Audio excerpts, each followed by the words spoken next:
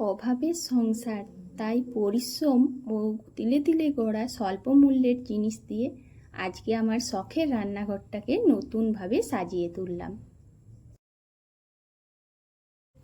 তো আমার সমস্ত বন্ধুদের জানাচ্ছি সুপ্রভাত। আরও একটি নতুন সকালে আমি মুনমুন তোমাদের জন্য নিয়ে চলে এসেছি আবারও একটা ছোট্ট ব্লগ। আশা করছি ভিডিওটা ভালো লাগবে। আর যে বা যারা যেখান থেকে ভিডিওটা দেখছো নিশ্চয়ই ভালো আছো, আগামী দিনেও ভালো থেকো, সুস্থ থেকো। আর এই মুহূর্তে আমিও খুব ভালো আছি। আমার পরিবারের সবাই খুব ভালো রয়েছে। ভিডিও শুরু করার আগেই বড়দের জানাই প্রণাম, ছোটদের জন্য রইল অনেক অনেক ভালোবাসা। আর দেখো সকালবেলায় ঘুম থেকে উঠেই কিন্তু আমি ব্লগটা শুরু করছি। তো আজকের ব্লগটা না অনেকটাই কিন্তু আমার মন কেড়ে নিয়েছে, বলতে পারো যে খুবই একটা গুরুত্বপূর্ণ বিষয় আজকে তোমাদের সাথে শেয়ার করছি। আসলে কি বলো তো, প্রতিটা মানুষেরই না শখের একটা জায়গা থাকে, মানে প্রত্যেকের মনেই না একটা শখ বলে জিনিস থাকে। তো সেই শখটা হয়তো সবাই সবসময় পূরণ করতে পারে না, কিন্তু কি বলো তো, আমরা যদি একটু বুদ্ধি খাটিয়ে সংসারের সমস্ত কিছুর মধ্য দিয়েই একটু তিল তিল করে কোনো জিনিস গড়ে তুলি, আর সেটা দিয়েই সেই স্বল্প মূল্যের জিনিস দিয়েই সংসারটাকে আমরা সুন্দর করে সাজাতে পারি, আমাদের মনের ইচ্ছে পূরণ করি, তাহলে কতটাই না ভালো হয়, তাই না? তো দেখো সকালবেলায় ঘুম থেকে উঠে ব্রাশ করে ঘরটা ঝাঁট দিয়ে দিয়েছি। তো ঘর বলতে কি বলো তো, বাকি ঘরগুলো ঝাঁট দিয়েছি আর উঠোনটা ঝাঁট দিয়েছি। আমার রুমটা কিন্তু এখনও ঝাড় দিইনি। আমার রুমটা বেশিরভাগ দিনই পরে ঝাঁট দিই, কারণ ছেলে একটু ঘুম থেকে পরেই উঠে। পরে বলতে এই কারণেই পরে যে আমি তো ভোরে উঠি আর ছেলে ঘুমোয়, আর তোমাদের দাদাভাইও কিন্তু উঠে যায় আর মা বাবা উঠে যায়, তাই প্রত্যেকেরই রুমগুলো ফাঁকা। আর সব জায়গাগুলো ঝাঁট দিলেও এই রুমটা ঝাঁট দিতে পারি না। তো এখন দেখো সূর্যের কিরণ কি সুন্দর জানালার দিকে আসছে, আর সকালবেলায় এই জানালার যখন পর্দাটা খুলে দিই না, তখন কিন্তু আলাদা একটা মনোরম আবেশ আসে মনের মধ্যে। দেখো কীরকম একটা হালকা মিষ্টি আলো আসছে।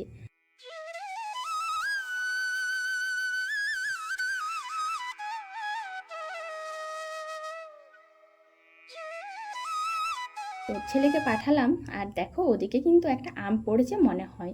তো জানলার ওই পাশে দেখলাম ছেলে কিন্তু আমটা কুড়োতে গেছে। তো ও সত্যিই কিন্তু একটা আম পেয়েছিল।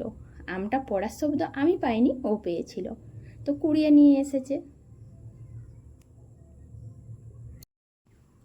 এখন সোজা কলপাড়ে চলে এসেছি। আজকে জানো তো রোদ্দুরটা বেশ গরমকালের মতন, মানে রোদ্দুরের মানে যে তাপটা ওটা কিন্তু সকাল থেকেই পাচ্ছি। আর এতে করে বোঝা যাচ্ছে যে আজকে মেঘলা আবহাওয়া থাকবে না। তাই কয়েকটা জামা কাপড় নিয়ে চলে এসেছি, সঙ্গে চাদর আর বালিশের কাভারগুলো। তো চাদরটা কালকেই চেঞ্জ করেছিলাম, সেই জন্য পরশু দিনের চাদরটাই নিয়ে এসেছি যেটা ময়লা ছিল। আর এই বালিশের কাভারগুলো কাচা হয়নি, তাই ওটা নিয়ে চলে এলাম। তো যদি তাড়াতাড়ি শুকনো হয়ে যায় তো খুবই ভালো হবে, আর যদি শুকনো না হয় তাহলে তো প্রত্যেককেই যেরকম হয়রানি ভোগ করতে হয় আমাকেও করতে হবে। জানো তো বন্ধুরা, কাপড় ভেজানোর সময় না এটাই ভাবি যে যেন ভগবান আজকে একটু রোদ দেয়, যেন জামা কাপড়গুলো শুকনো হয়ে যায়। এগুলো যদি ভেজা থাকে না, এগুলো নিয়ে অনেক হরবড় হতে হয়। একবার ছাদে মেলে দিয়ে আসো, একবার আবার পালঙ্কতে মেলো, যখন একটু জল ঝরে যাবে তখন ফ্যানের বাতাসের জন্য। তারপরে যদি না শুকনো হয় আবার পরের দিন রোদ্দুরে মেলো। তো এই যে হরবড়গুলো থাকে না, তার জন্য সবসময় মনে হয় যে জামা কাপড়গুলো যখন ভেজায় অন্তত 2 ঘন্টা মতো যেন রোদ থাকে, তাহলে হয়তো কিছুটা করে হলেও শুকনো হয়ে যাবে।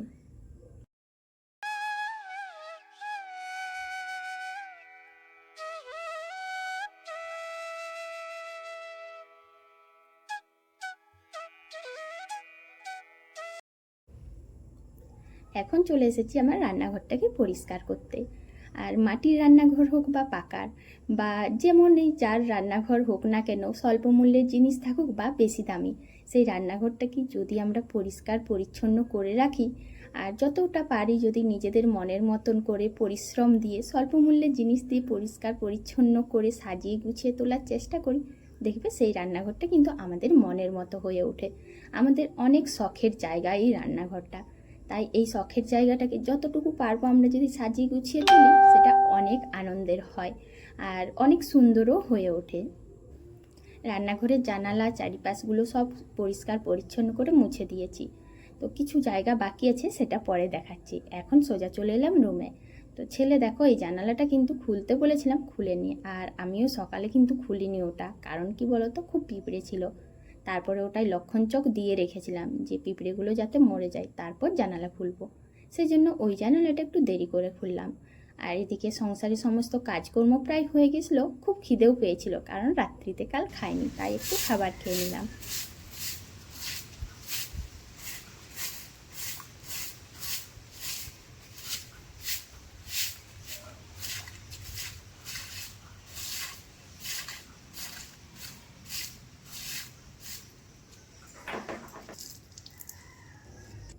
তোমাদেরকে একটু আগে বললাম না যে রান্নাঘরের প্রায় সব কাজেই করে নিয়েছি, শুধু একটু বাকি আছে। এই যে এই কাজটা, এখানটাতে তখন টেবিলটা ছিল, আর সেই জন্যই জানো তো এই জায়গাটা পরিষ্কার করতে পারিনি। তো এখন টেবিলটা সরিয়ে দিয়েছি আর এই জানালাটা মুছে দিচ্ছি। জানালা, গ্যাসের ওভেন এগুলো সব মোছামুছি করেছি। আর রান্নাঘরটা আগেই মুছেছিলাম, তখন তোমাদেরকে দেখানো হয়নি, শুধু বলেছিলাম। তো তারপর সমস্ত কাজকর্ম যখন সংসারের হয়ে যায় তখন তো আমাদের সবার মনে হয় শুধু যে কখন আমরা রান্নাবান্নার দিকে যাব, কখন রান্নাটা করব। আর সেই মতোই দেখো চলে এসেছি সবজি কাটতে। তো সবজি বলতে কি বলো তো, আজকে করছি কুমড়ো ডাঁটার তরকারি। এখন আমাদের বাড়িতে কুমড়ো ডাঁটাটা প্রায় দিনেই করছি, এই কারণেই করছি যে রাস্তার ওপর চলে আসছে গাছটা আর অনেক ডাঁটা হচ্ছে। তো কি করব, এমনিতেও কুমড়ো ডাঁটা না খেতে ভীষণ ভালো লাগে। তো সেই জন্যই কুমড়ো শাক ভাজা করব, কুমড়ো ডাঁটার তরকারি করব। আর কুমড়ো ডাঁটা কাটতে কিন্তু আমার বেশ কষ্ট হয়। তো কেন বলো তো, অনেকেই কিন্তু পারে না, আমিও আগে পারতাম না। এই যে কুমড়ো ডাঁটা কাটার সময় যে সাইডে যে মানে একটু সেই রোয়া রোয়া ভাবগুলো থাকে না, ওগুলো তো আগে হাতেই দিতে পারতাম না, মানে খুব কষ্ট হতো, খুব ব্যথা লাগতো, এরকম মনে হতো। আর এই সূক্ষ্ম জিনিসগুলো এখন কিন্তু আর সেরকম ভারী মনে হয় না, এখন অতটাও কিছু মনে হয় না, এক দুবার মাঝে মধ্যে হাতে লাগে। তো যাই হোক, এখন ওগুলো মেনে নিই। আর দেখো এখন সবজিটা কেটে নিচ্ছি।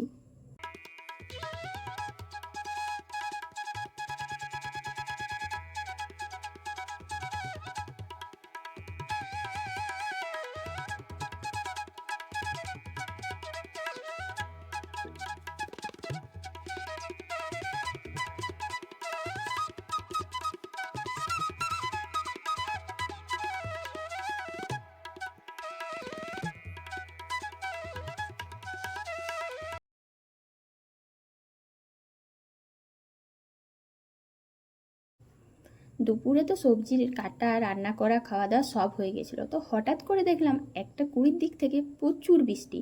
তো দেখো বন্ধুরা, এইভাবে বৃষ্টি হচ্ছে। আর সকালে কি সুন্দর ভালো আবহাওয়া ছিল, এত রোদ্দুর দিয়েছিল, বোঝাই যায়নি যে সারাদিনের শেষে এখন এত বৃষ্টি হবে।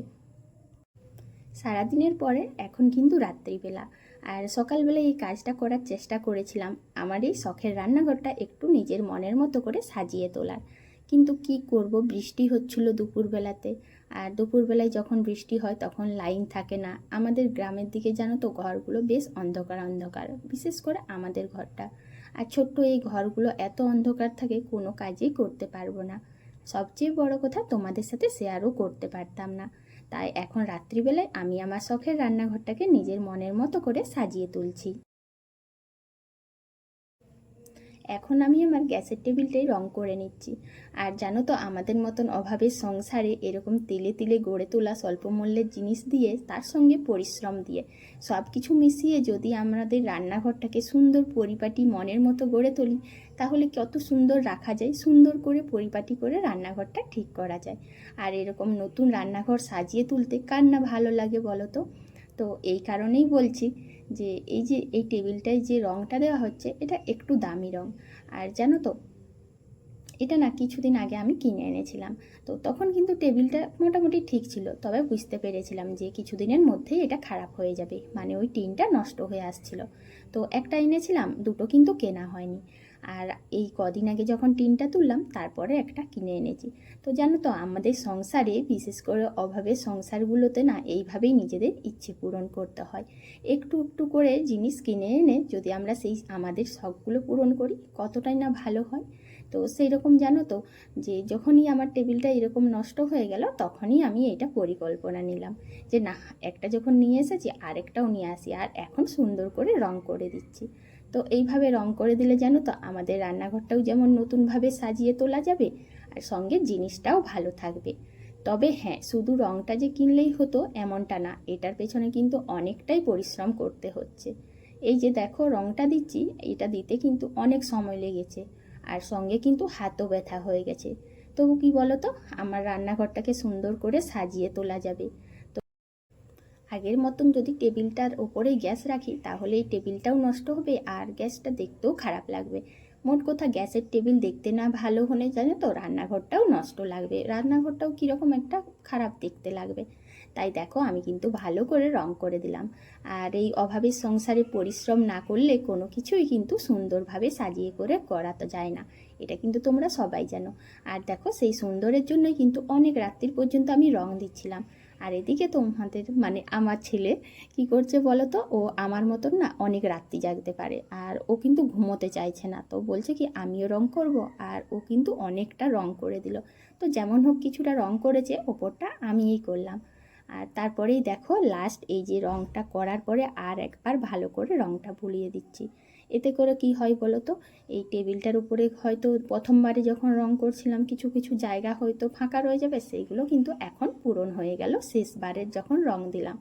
আর হাতেও মাঝে মধ্যে লাগছিল, এটাই সমস্যা হচ্ছিল, হাতটা খুব চিটচিটে লাগছিল আর রংটা কোনোভাবেই ছাড়ছিল না।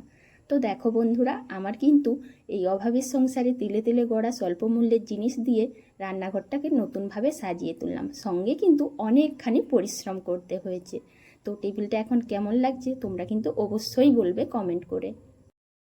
যারা আমার ভিডিওটা এতক্ষণ পর্যন্ত দেখলে তাদের সবাইকে জানাচ্ছি ধন্যবাদ, আর নতুন বন্ধুদের অনেক অনেক ধন্যবাদ পাশে থাকার জন্য। তো এখানে শেষ করছি, টাটা।